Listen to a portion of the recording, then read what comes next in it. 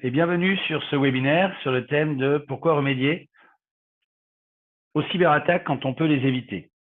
Comme c'est un webinaire, eh bien, vous êtes tous en mode mute. Je vous invite donc à poser les questions au travers de l'interface et je tenterai d'y répondre en fin de présentation. Donc, on va essayer de faire cette présentation en moins d'une heure en fonction des questions et des réponses et des questions que vous aurez. Et le but étant effectivement de répondre à cette question, pourquoi remédier aux cyberattaques quand on peut les éviter, et puis également de répondre par rapport à l'agenda, comment les entreprises réagissent-elles en fait par rapport aux cyberattaques, et puis vous me présentez aussi le nouveau paradigme Moving Target Defense qui va évidemment permettre de répondre à la question qui est à l'écran, et puis vous montrer comment Morphisec répond aux nouvelles menaces et comment on vient être une vraie alternative aujourd'hui au système de sécurité informatique actuel. Donc, tout d'abord, la situation. Donc là, j'ai repris une étude qui a été faite par l'usine Nouvelle l'année dernière sur les incidents de sécurité, et plus particulièrement dans le milieu de l'industrie, qui devient qui est assez sujet malheureusement aux cyberattaques. Et on voit ici, je dirais pas un état de l'art, mais un état des lieux, on va dire, sur comment les entreprises ont été confrontées et comment elles réagissent en fait à ces confrontations. Donc, on voit que effectivement, plus l'entreprise est importante et plus elle est attaquée. Ce qui est important à souligner, c'est aussi le pourcentage assez important de ne sait pas, ce qui veut dire qu'encore aujourd'hui, il y a des entreprises qui ont du mal à pouvoir identifier si elles sont sous le coup d'une attaque ou pas. Donc là, on est essentiellement dans la population des gens qui sont là sur des populations qui sont entre généralement plus de 1000 salariés. Donc, vous voyez qu'ici, on se retrouve quand même dans un vecteur où il y a des cyberattaques qui sont très, très présentes et qui peuvent arriver plusieurs fois. Donc, on est dans une courbe assez croissante, malheureusement, par rapport aux cyberattaques. Alors, on est parti aussi, alors vous allez voir, je m'en excuse pour tous les anglicismes qu'il va y avoir dans la présentation et même dans mon discours, parce que c'est quelquefois difficile de traduire comme il faut les terminologies qui sont pour la plupart anglaises. Donc, je m'en excuse une fois pour toutes pour cette présentation. Donc, en matière de sécurité, le temps, il est crucial. On l'a vu et on le voit dans tout ce qui se passe aujourd'hui et tout ce qui a tout ce qui a été généré par les cyberattaques, que ce soit des attaques, des dommages collatéraux, c'est-à-dire dans le fonctionnement de l'entreprise ou directement des dommages financiers. On le voit par exemple avec une société comme Reckitt.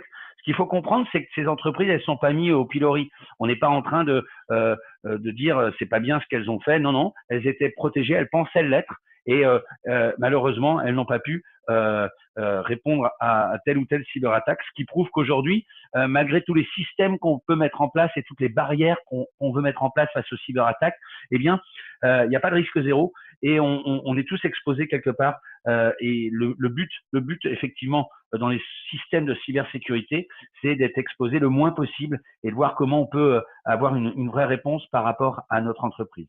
Donc, je vous enverrai évidemment cette présentation, donc je ne vais pas détailler tous les chiffres. Ce qui est important ici, c'est vraiment de voir l'exposition dont vos entreprises sont assujetties, et puis de voir que effectivement, eh bien, les coûts ne vont qu'aller en s'accroissant, c'est-à-dire les répercussions de ces cyberattaques, comme le souligne Cyber Security Ventures, avec, vous voyez, plus de 6 milliards annuellement à partir jusqu'à 2021. Donc aujourd'hui, on est vraiment dans une logique où il va y avoir de plus en plus d'attaques et il va y avoir de plus en plus effectivement d'investissements dans des systèmes qui vont permettre de stopper ces attaques.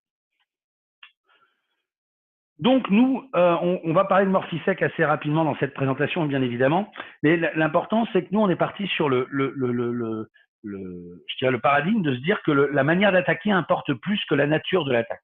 Quelle que soit l'attaque, que ce soit un 0D attaque, que ce soit un evasive malware, une targeted attaque, on va se retrouver dans une logique où elles sont présentes et elles vont être de plus en plus complexes. Il va y avoir des nouveaux algorithmes qui vont arriver. Donc, clairement, la nature de l'attaque, elle est très difficile à mettre en place. Et donc, nous, on a mis le focus vraiment sur la façon d'attaquer et comment on va venir prévenir et protéger vos systèmes à partir de cette manière. Donc, Morphisec, pour reprendre le fil de la présentation, on a là, vous voyez, mis un petit état des lieux, comment les entreprises elles réagissent par rapport à la cybercriminalité, quels sont les enjeux. Maintenant, Morphisec, pourquoi Morphisec? Eh bien, tout simplement, comme je le disais tout à l'heure, c'est parce qu'on a identifié que dans tous les outils de cybersécurité, dans tous les systèmes qu'on a pu observer, eh bien, il y avait effectivement une place à prendre dans cette logique.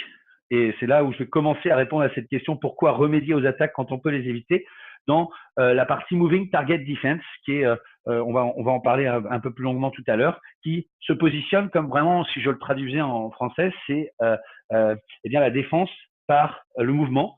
Et on est très proche de tout ce qui est denial of attack aussi, qui est très présente aussi sur cette partie-là. Mais Morphisec est un des premiers éditeurs sur ce paradigme de Moving Target Defense qui va vous permettre non plus de remédier, de gérer l'attaque, entre guillemets, mais qui va être là pour justement éviter qu'il y ait l'attaque. On n'est pas là pour, je dirais, répertorier les attaques, pour leur donner des noms. On n'est pas là pour créer tout ce système-là. Il y a beaucoup d'outils qui le font. Nous, on n'est pas là pour leur donner une signature. On est là pour que vous soyez protégés et qu'on les évite. Donc, fondé en juillet 2014, c'est une technologie qui est issue donc du Ben Gurion University Cyber Research Labs en Israël, qui est de renommée internationale en matière de cybersécurité, de sécurité d'ailleurs dans son ensemble, puisque c'est là qu'on a pu voir aussi les checkpoints, les CyberArk, tous les acteurs qui sont présents depuis de nombreuses années dans cette partie sécurité des systèmes d'information et plus particulièrement dans la cybersécurité. Aujourd'hui, on a 7 brevets qui sont accordés, qui se justifient et qui justifient notre présence sur le marché. Ce sont des brevets qui sont accordés internationalement. On respecte bien évidemment tous les standards en matière de cybersécurité et toutes les normes, notamment ISO 27001 pour ne parler que des normes européennes. Mais on vient vraiment se positionner dans un ensemble qui est bien structuré avec des brevets qui sont accordés de manière internationale. Donc, le lancement produit a eu lieu en mai 2016. Donc, vous voyez, c'est un produit qui est assez jeune, 2 ans et demi, et qui rencontre quand même un franc succès. On va le voir dans le slide suivant, avec 60 employés aujourd'hui, je dirais de manière assez importante aux États-Unis, mais également présente en Europe, à Singapour et puis bien évidemment en Israël. Donc, ce qui est important juste dans la partie investisseur, c'est de voir qu'il y a Orange Digital Ventures. On parle un peu, je prêche un peu pour ma paroisse, puisque moi j'ai repris les opérations de Morphisec France il y a quelques mois maintenant. Et ce qui est important, c'est de voir comment Orange a investi dans notre société pour justement pérenniser la présence de Morphisec en France. C'est aussi un atout pour nous, pour vous montrer que on est là pour durer, notamment sur le territoire français. Donc, un nombre de clients croissant avec plus de 2 millions d'endpoints protégés. Je crois qu'on va atteindre les 3 millions avant la fin de l'année, selon nos estimations. On a très bien, je dirais, géré cette partie abonnement. Alors, on fonctionne en abonnement, que ce soit en cloud ou en mode on-premise, pour reprendre encore des anglicismes. Mais on a évidemment une fidélisation qui est très forte de nos clients et qui nous permet d'avancer de manière très sereine. Alors, pour nos clients en France, Chypre Lagardère, qui est une belle vitrine, et avec qui on a travaillé justement sur une attaque qui s'est produite et qu'on est venu protéger grâce à l'outil Morphisec de manière instantanée. Et puis un réseau de partenaires. Alors évidemment, vous allez retrouver Orange. C'est pas directement lié, mais il y a quand même des relations de cause à effet par rapport à l'investissement d'Orange dans notre structure. On travaille beaucoup avec Orange Cyber Defense notamment. On a aussi des partenaires comme eTracing qui travaillent avec nous sur les déploiements de Morphisec. Donc, quel problème adressons-nous? Eh bien, nous, on a parlé tout à l'heure de la nature, enfin que la manière était plus importante que la nature de l'attaque. La nature statique des réseaux et des SI, les rend plus faciles à attaquer. C'est-à-dire qu'aujourd'hui, je dirais le paradigme actuel du système d'information, c'est qu'il reste très statique. Un endpoint, ça reste un endpoint. Un PC, ça reste un PC. Et donc, qu'il soit virtuel même ou physique, c'est un environnement qui est figé, donc qui est facile à attaquer et qui est par conséquent beaucoup plus difficile à protéger. On a d'ailleurs reçu un award de Homeland Security en rapport avec la Next Generation des cyberinfrastructures, justement sur cette thématique-là, pour montrer comment on vient, nous, avec Morphisec, permettre justement de rendre les SI les moins statiques possibles, en tout cas le endpoint, puisque nous, on va parler vraiment du endpoint et vous allez voir pourquoi tout à l'heure, eh bien, on vient vraiment sur le poste de travail travailler pour le rendre le plus mobile possible dans son paysage d'application. Notre mission, c'est de protéger les entreprises de cyberattaques sophistiquées avec notre technologie évolutive et disruptive. On parlait tout à l'heure des questions à répondre pendant ce webinaire. Là, on va voir tout à l'heure comment le nouveau paradigme Moving Target Defense, et c'est maintenant qu'on va l'aborder. Mais c'est important aussi de reprendre l'invitation que je vous ai fait parvenir avec les 3 piliers. Les 3 piliers qui étaient, pour moi, la techno, la simplicité et le retour sur investissement. Et ben là, on a une technologie qui est vraiment très disruptive par rapport au marché et aux acteurs traditionnels. Je vais le détailler tout à l'heure, donc je ne vais pas aller plus loin sur cette partie-là. Et puis aller plus vite que les adversaires. C'est-à-dire qu'aujourd'hui, on est dans une cybercriminalité qui est très, je dirais, qui va très vite dans son lancement, qui permet effectivement de générer de plus en plus d'attaques et de plus en plus rapidement et de manière beaucoup plus sophistiquée. Et donc, ça, c'est important d'aller aussi, je dirais, plus vite qu'eux pour ne pas leur permettre justement de réaliser des algorithmes trop sophistiqués qui vont venir attaquer vos systèmes d'information. Être rapide à déployer et simple à manager. Je reviens à mon deuxième pilier qui est la simplicité. Et puis, préserver la stabilité de la performance de l'IT. On se rappelle quand même que l'IT et les départements informatiques sont au service de leurs clients qui sont les utilisateurs dans la société et qui, eux, ont besoin effectivement d'un outil qui soit stable et le plus performant possible. Donc, comment nous positionnons-nous sur le marché?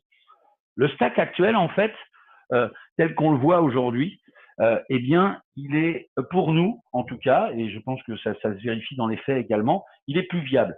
Que ce soit dans le facteur temps, on a parlé tout à l'heure que le temps, il était crucial dans l'attaque, dans la gestion de l'attaque.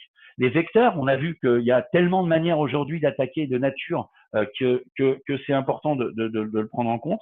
La simplicité et puis le retour sur investissement dont j'ai parlé tout à l'heure. Donc, aujourd'hui, le statu quo, il est là. C'est-à-dire que vous avez les antivirus, ce qu'on appelle les Next Generation Antivirus, donc, et puis le DR qui est l'Endpoint Detection and Response, qui est le système le plus évolué aujourd'hui sur le marché, mais qui reste traditionnel, c'est-à-dire qu'on est encore dans la détection et la réponse à l'attaque, on n'est pas dans la prévention de l'attaque.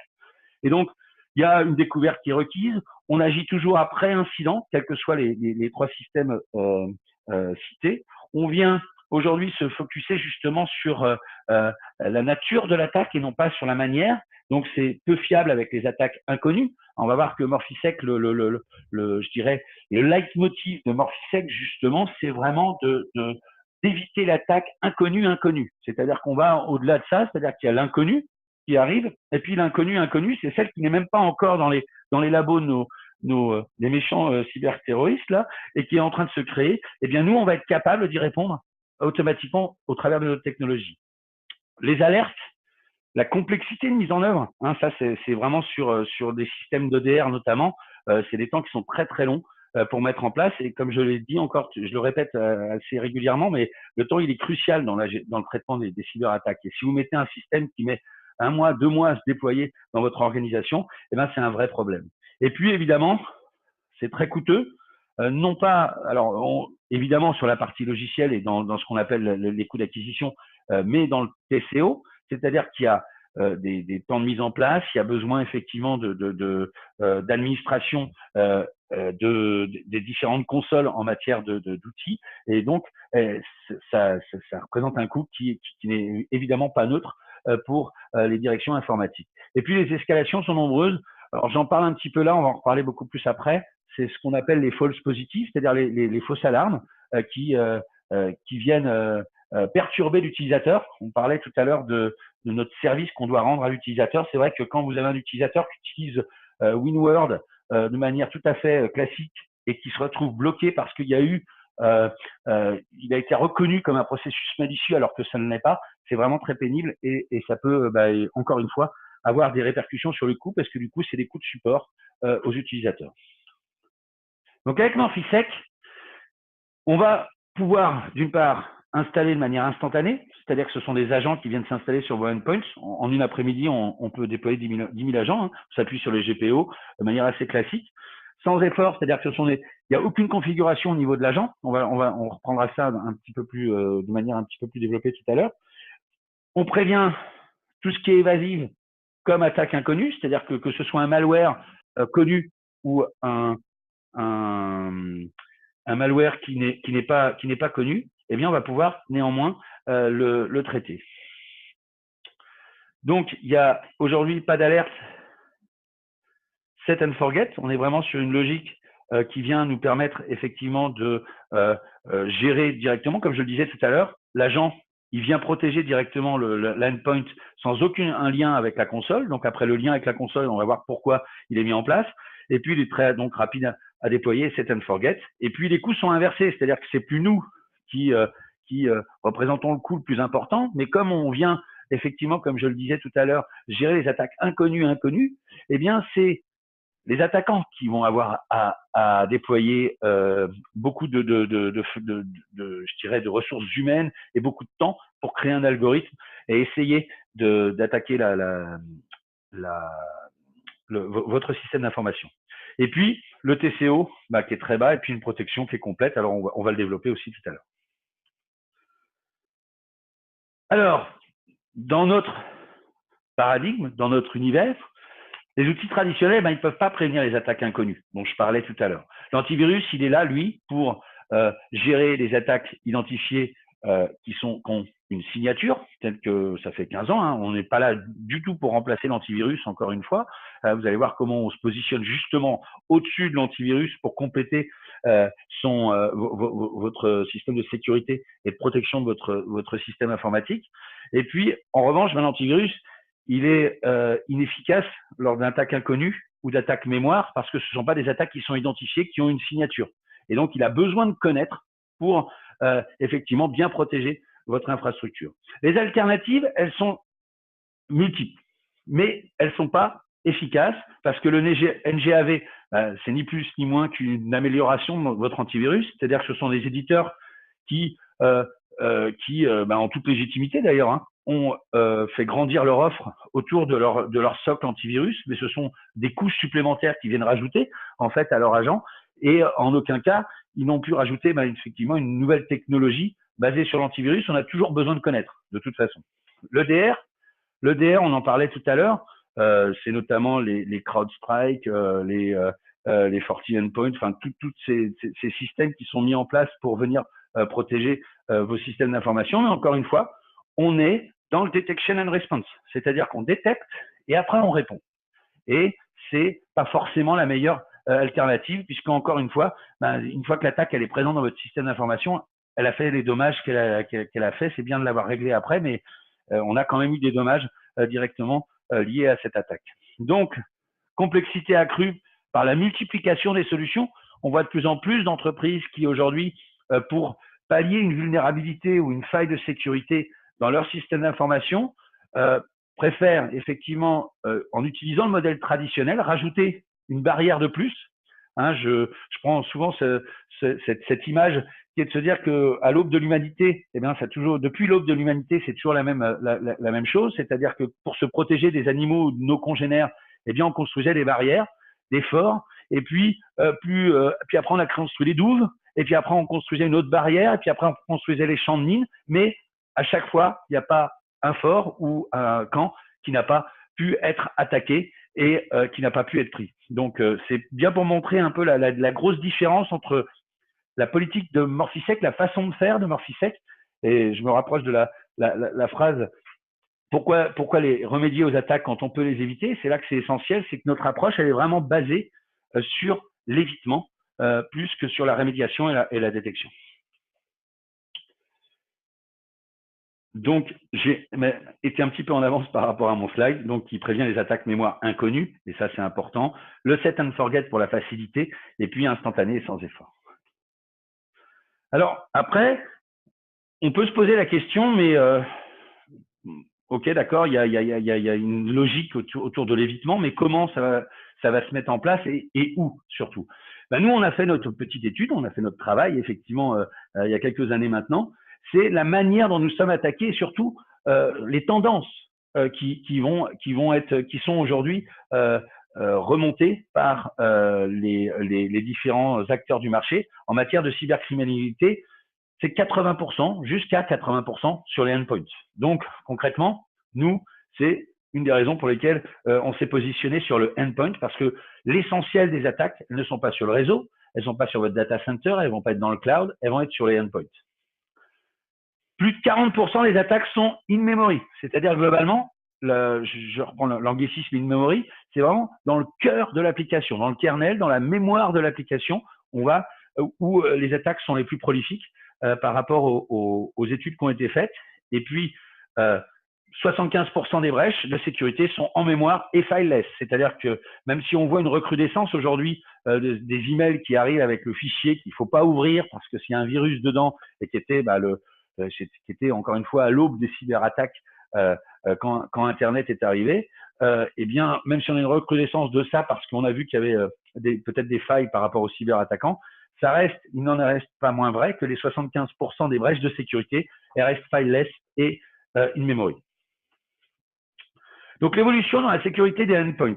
Comment, en fait, on a maintenant une bonne vision du paysage, entre guillemets, en matière de sécurité et comment on va pouvoir répondre à cette cybercriminalité? Eh bien, la première réponse, ça a été l'apparition de l'antivirus. C'est presque aussi vieux que le portable. C'était important de le protéger, presque aussi vieux, pardon, que le PC avec une connexion Internet, puisque ça a été la genèse même de l'antivirus.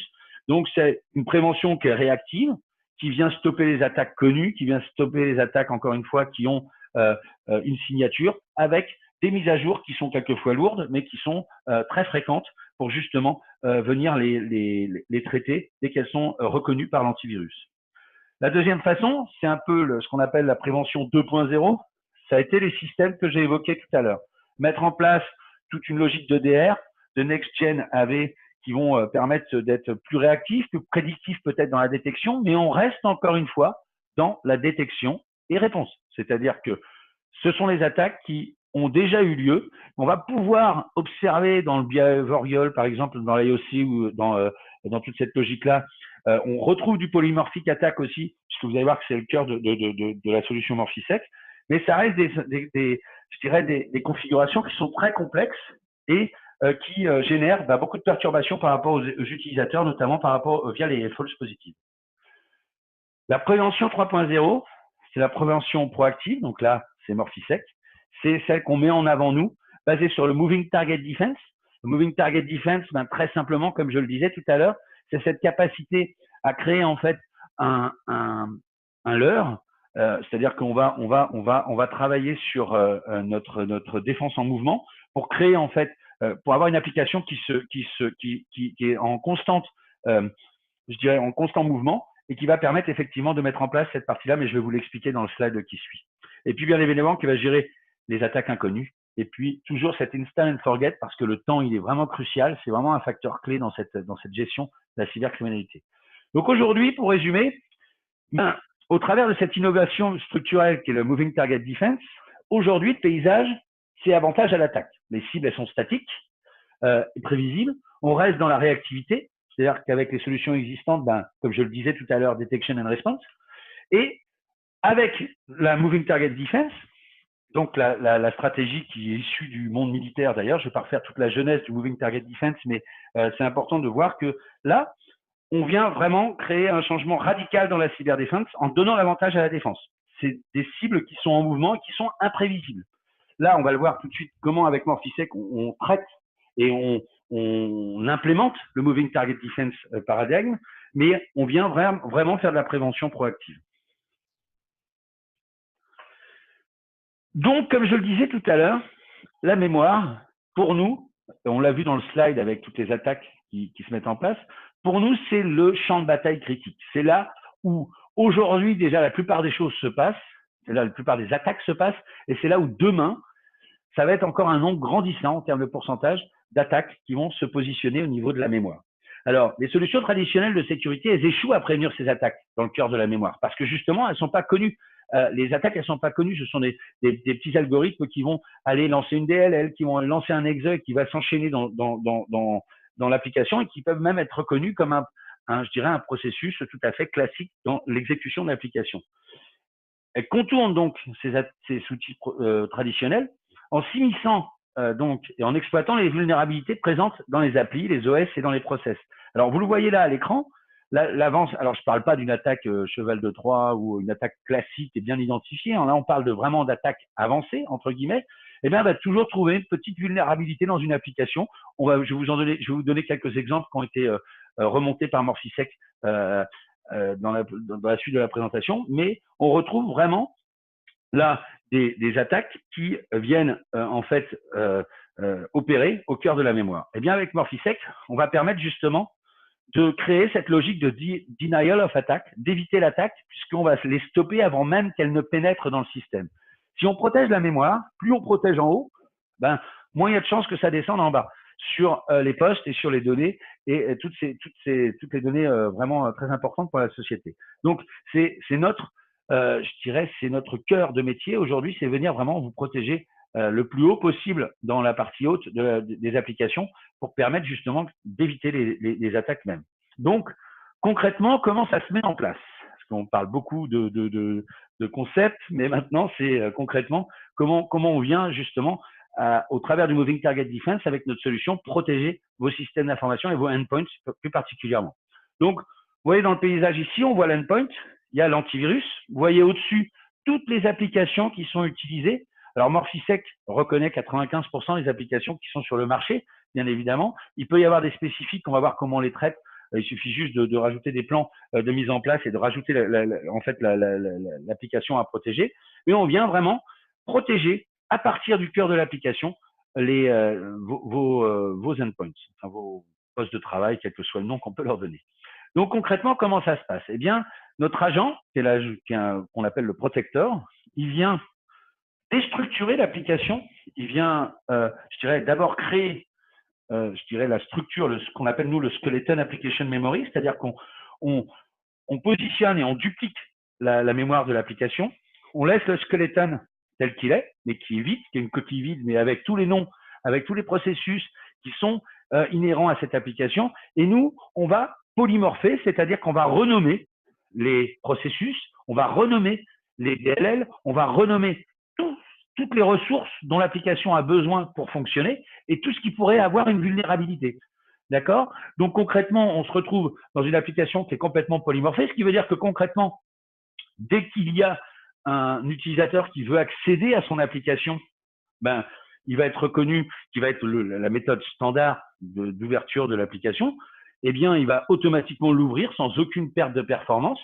Mais dès qu'il va y avoir un tout petit digit, mais vraiment quel qu'il soit, qui est identifié comme malicieux dans l'application, puisqu'il ne respecte pas en fait les codes qui sont liés à l'application, eh bien, il va aller attaquer cette application entre guillemets virtuelle, qui est une application leurre, qui est notre decoy, comme on dit en anglais, et donc éviter l'attaque et la tuer dans l'œuf, puisqu'elle ne trouvera pas les processus à exécuter, qu'elle va tourner en rond et puis elle va mourir d'elle-même. Donc voilà le cœur du métier aujourd'hui de Morphisec et le cœur de notre solution.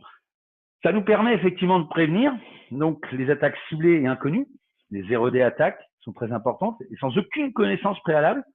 De manière discriminante, on élimine toutes les falses positives puisque on a remappé l'application et on sait exactement comment elle doit fonctionner. Donc il n'y a aucune false positive qui peut être faite, c'est-à-dire que l'utilisateur peut utiliser son application en mode, je dirais, standard. Résistante, ou alors on peut parler de résilience, puisque le chargement aléatoire en fait de chaque processus, il change aussi le modèle économique des attaquants. C'est-à-dire qu'on est là pour rester, et en plus, l'attaquant, comme je le disais tout à l'heure, il va être obligé de dépenser beaucoup plus d'énergie, dépenser beaucoup plus d'argent pour créer des attaques et pour venir vous attaquer. Alors, on n'est pas philanthrope non plus, mais on participe à l'effort commun de combattre contre les cyberterroristes. La solution, c'est une solution assez classique. Hein. C'est, on va dire, le bon vieux client-serveur, comme j'aime à l'appeler, même si on est dans le cloud ou on est on-premise ou quelle que soit la façon dont vous voulez piloter votre infrastructure. Donc, on s'intègre complètement avec les CRM. Vous voyez que ce sont les agents protecteurs qui s'installent. C'est des agents qui sont très, très légers. C'est en mode DLL, c'est 2 MB qui s'installent sur les PC virtuels, mais également sur les serveurs, qui, dès qu'ils sont installés via la GPO ou quelle que soit la méthodologie de déploiement que vous voulez mettre en place, eh bien, agissent directement. C'est-à-dire en quelques millisecondes, ils ont déjà protégé naturellement et nativement votre application. Après, vous allez pouvoir néanmoins utiliser le management server, la console, excusez-moi, pour vous permettre effectivement de déployer des plans de déploiement sur des applications spécifiques, pour vraiment opérer et bien évidemment remonter les logs et pour tout ce qui est reporting. Mais entre guillemets, l'agent, il peut être complètement offline et travailler et remonter quand il peut se connecter à la console. C'est-à-dire qu'on a toute cette logique de protection hors ligne. Donc, comme vous le voyez, je répète un petit peu ce que j'ai dit tout de suite, mais c'est important. L'installation, donc il n'y a pas de reboot, pas de configuration, pas de custo formation, pas de règles policies, sauf si vous voulez les déterminer à partir de la console de management, et c'est votre choix. Et puis en opération, pas de false alarm, comme je le disais, ou false positive, ou quel que soit le nom qu'on peut leur donner. Pas de mise à jour intempestive. Il y a une intégration complète avec le système complet de votre sécurité IT, et puis la protection en ligne, et puis zéro conso de CPU. C'est-à-dire que c'est un agent qui est dormant, qui vient agir quand l'application se lance, il se lance aussi, et autrement, il ne fait rien, il n'est pas du tout intrusif sur le PC. Alors, alors là, on a vu maintenant, on a vu le paysage en premier, comment la cybercriminalité, comment les entreprises y réagissent, comment tout ça se met en place. On a évoqué le paradigme Moving Target Defense et notre nouvelle approche de la cybersécurité. Maintenant, comment ça s'applique dans la vraie vie? Quels sont les résultats qu'on a obtenus depuis 2 ans et demi maintenant qu'on opère? Eh bien, déjà, alors, je ne vais pas tous les citer parce que ce n'est pas le but de la présentation, mais ce qui est important de voir ici, c'est tous les malwares qui ont été stoppés par Morphisec en 2017 et en 2018. On n'a pris que cela. C'est-à-dire stoppés, ça veut dire qu'ils ont été évités et après on leur a donné un nom. Donc, ce qui veut dire qu'après, ils ont été effectivement remontés sous forme de log dans les différents systèmes de sécurité. Je vais mettre un focus tout à l'heure sur, là, vous voyez, il y a beaucoup de ransomware, de downloaders qui arrivent aussi cette année, mais on a de plus en plus de nature, en fait, il va y avoir encore des nouvelles natures qui vont se déterminer, puisqu'on a même Others, vous voyez, qui est mis en place. Alors, vous voyez la Foki Stealer, qui est le CCleaner. On va le détailler tout à l'heure pour vous montrer comment on a remonté et comment on a pu protéger, en fait, des millions d'utilisateurs sur cette partie-là, grâce à Morphisec.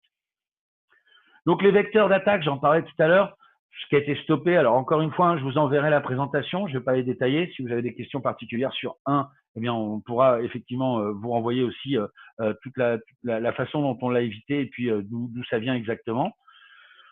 Et puis, le pire cauchemar dont je parlais tout de suite, qui peut arriver à une entreprise. Alors, encore une fois, j'ai tout laissé en anglais parce que les terminologies et je dirais le cheminement a été fait en anglais puisque ça a été prévenu aux États-Unis. Donc, il y avait une modification qui n'était pas autorisée dans le cleaner, dans le CCleaner exe, qui a résulté en fait d'une vulnérabilité. Il y avait 2 millions de personnes qui ont téléchargé cette version-là. La partie donc CCleaner, qui était une attaque légitime, c'est-à-dire que c'est une application qui est très répandue aujourd'hui. C'est pas une application lambda. C'est quand même quelque chose il y a 2,3 millions de PC qui utilisent CCleaner dans le monde de l'entreprise. Eh bien, on a remonté à Avast cette problématique. Et comme vous le voyez dans ce slide, le CEO d'Avast nous a remercié vivement parce qu'on a trouvé effectivement cette backdoor qui a permis effectivement de prévenir tous ces utilisateurs d'Avast et de CCleaner dans un même temps. Vous voyez que dans le résumé de ce qu'il a dit, c'est vrai qu'on prévient d'abord, on découvre ensuite, et puis ça a été instantané et on a pu l'identifier très rapidement.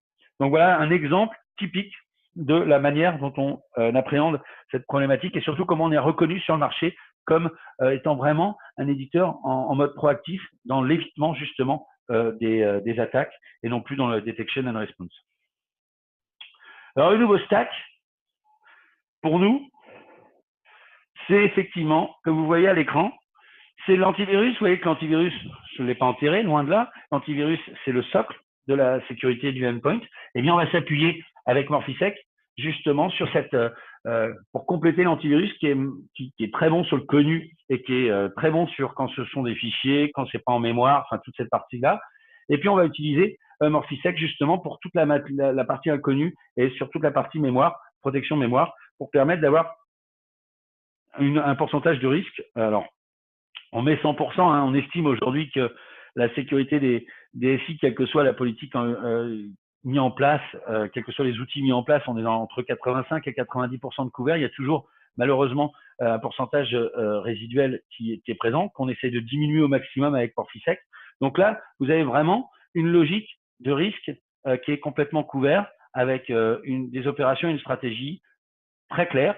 L'antivirus est déjà en place. Nous, on vous propose de mettre Morphisec au-dessus de l'antivirus pour remplacer tout ce qui est autres outils de sécurité sur la partie endpoint qui va vous permettre effectivement de protéger au mieux votre système d'information. Donc, si je résume tout ça, avec des petites phrases, encore une fois, que j'ai laissées en anglais, volontairement, parce que ce sont effectivement des témoignages de nos clients. On prévient les attaques inconnues, que ce soit en matière, donc on répond en fait au facteur temps et au facteur vecteur, hein, la manière d'attaquer, avec donc, vous voyez une petite citation, hein, encore une fois, je vous enverrai la présentation par email à la suite du webinaire.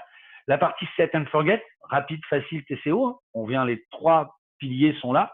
On a la notion de technologie qui nous permet de prévenir les attaques inconnues, la notion de simplicité de déploiement des agents et déploiement de la console de management, et puis la réduction des risques avec la défense globale. Alors là, c'est vrai qu'on met cette réduction des risques qui s'apparente aussi à l'autre pilier sur le retour sur investissement, puisque je dirais que les risques ne sont pas uniquement dans l'investissement pour les solutions de sécurité, mais dans ce que ça pourrait vous coûter si jamais vous êtes attaqué. Alors là, c'est vraiment justement, c'est le dernier slide de la présentation. Vous voyez que j'étais un petit peu plus rapide. On va voir par rapport aux questions tout à l'heure. Mais la proposition à forte valeur ajoutée, elle est là. C'est-à-dire que vous avez ce qu'on appelle le old stack, le vieux stack, qui remet en place toute la logique de sécurité, que ce soit dans l'identity management, que ce soit dans l'antivirus, les DNS, enfin, le whitelisting, tout ce qui est outils de privilege management aussi, les HIDS et puis les anti-exploits et l'EDR.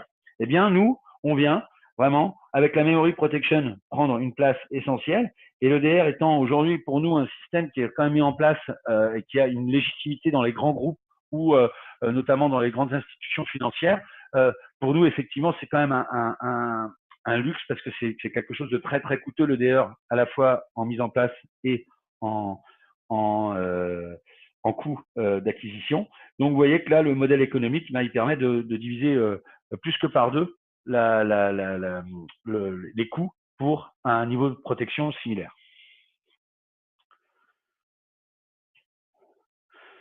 Donc, j'en ai fini avec la présentation. Je vais tout de suite aller voir par rapport aux questions. Si vous avez des questions, n'hésitez pas surtout à me les poser. Alors, au niveau des coûts, c'est vrai que j'en ai pas parlé. Donc, nous, on est en mode abonnement. C'est-à-dire que c'est souvent, sur ce système d'information, c'est souvent on-premise, mais ça peut être du cloud privé également. On est sur, je dirais, une fourchette, pour vous donner un ordre d'idée, sur les abonnements qui sont de l'ordre de 36 € par an en termes de prix public. Et puis, en frais, en fonction effectivement du nombre, il y a une dégressivité. Puis, s'il y a des serveurs, c'est aussi des impacts. Donc, c'est pour vous donner à peu près une échelle. On est sur du 34-36 €. Voilà, écoutez, je tiens à vous remercier pour avoir été sur ce webinaire. Je ne manquerai pas de revenir vers vous et puis n'hésitez pas si vous avez des questions, je vous enverrai mon adresse email à la suite avec la présentation à la suite de ce webinaire. Je vous remercie et je vous souhaite une très bonne journée.